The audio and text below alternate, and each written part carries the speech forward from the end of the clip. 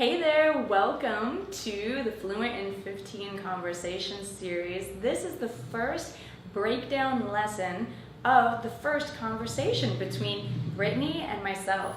So I'm going to focus on a few interesting phrases and other things that happen in the conversation that I'd like you to learn and use as soon as possible. So let's take a look behind me here. One phrase that I use in the conversation is, I reached out to Brittany. So when you reach out to someone, of course, reach is to extend your arm, right? When you reach out to someone, you are contacting them. You are contacting them and going out of your way to talk to that person. So I did not know Brittany very well, but I reached out to her because I wanted to talk to her and I wanted to share a conversation with you. Next, tell me a little about you. This is a great statement. It's actually not a question, it's a request to find out more about someone who you want to get to know. So you can ask this question, tell me a little bit about you. Let me hear you ask it. Request, tell me a little bit about you. Great, and you may hear this question, so be ready to answer it. As you can hear, as you can see, Brittany answers by saying where she's from. You may also answer by saying what you do, what your interests are. Okay, there are a lot of different ways you can answer this question. Just think about what you want to share with other people.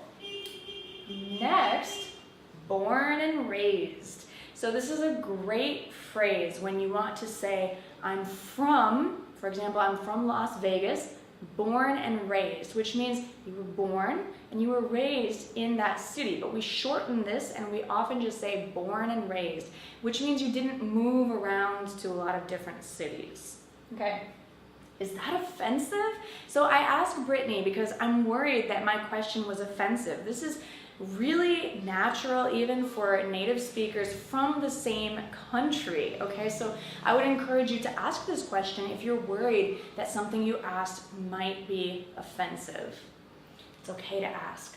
Tell me what it's like. What it's like means to describe, to detail. Tell me what it's like. What is it like to live in Las Vegas? So you're asking for more detail and description. Did you come straight out here from there, or from Las Vegas?